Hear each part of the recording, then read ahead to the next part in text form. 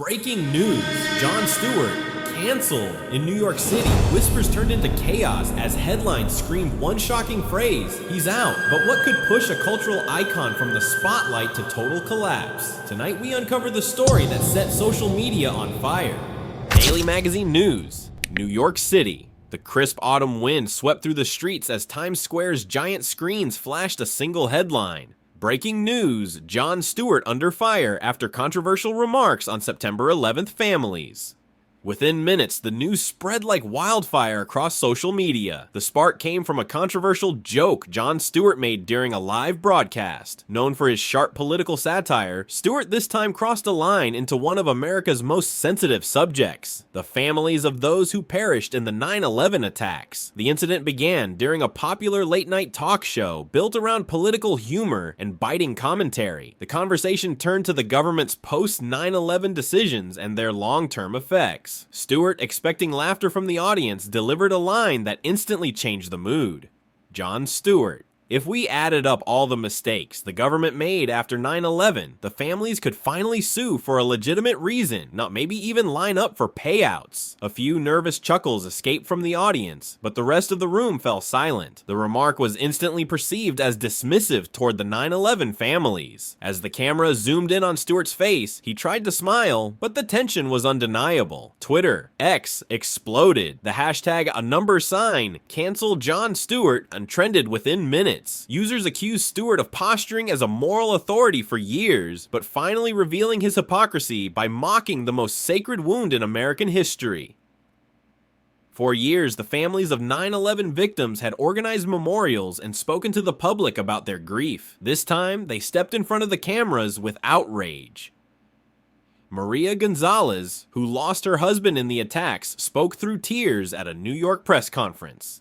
Maria Gonzalez: Jon Stewart stood by us for years. He fought for our rights in front of Congress. But today, he made a joke that belittled us. Our pain is not comedy. Her words were broadcast nationwide. Stewart's years of advocacy seemed forgotten. To many, the only thing that mattered now was his disrespect toward the families. Fox News, MSNBC, and CNN plastered the story across their primetime coverage. Panels debated whether Stewart's career was officially over. As the media frenzy escalated, his network faced mounting pressure. Two major sponsors pulled out. A fast food chain said, "Our brand must align with values of compassion." A tech company added, "We cannot stand beside these remarks."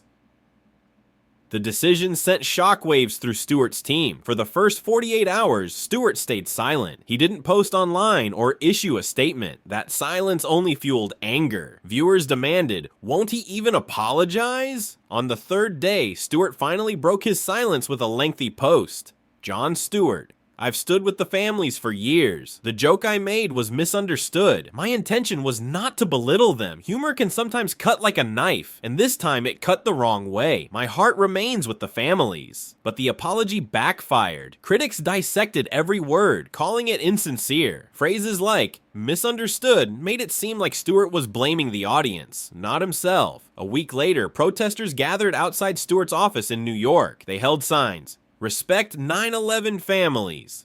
Jon Stewart, hypocrite. You're canceled. The protests included some 9/11 relatives. Live cameras captured every moment. Even some producers on Stewart's show expressed discomfort over his actions. The pressure grew until Stewart appeared on CNN with Anderson Cooper. Visibly exhausted, he faced the inevitable question near Anderson Cooper: "Jon, you've been seen as an advocate for these families for years, but this joke created a very different impression. How do you explain it?" Stewart sighed deeply before answering. Jon Stewart: "Now, Anderson, I've always tried to use humor to expose injustice, but this time I crossed into sacred ground. I hurt people, and I regret it. I am sorry." The interview softened some critics, but social media remained relentless. Hashtags, memes, and callouts kept Stewart trending for the wrong reasons. Soon after, the network issued a formal announcement.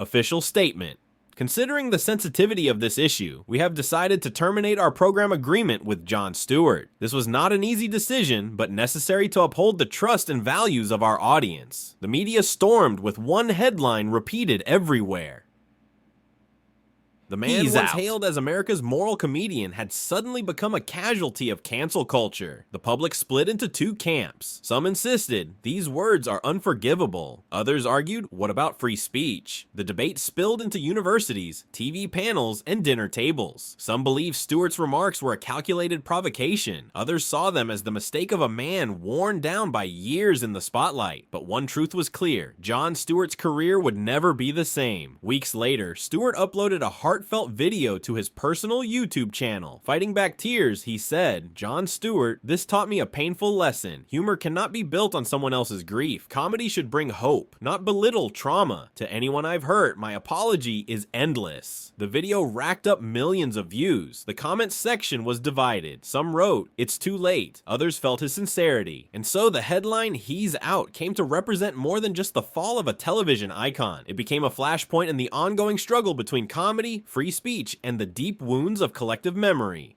And that's the shocking turn in our story. But remember, everything you've just watched is a fictional tale, created only for entertainment. None of these events are real. We bring you dramatic stories to explore what-if scenarios, not to report the news. If you enjoyed this video, don't forget to like, share, and subscribe for more dramatic narratives. See you in the next one.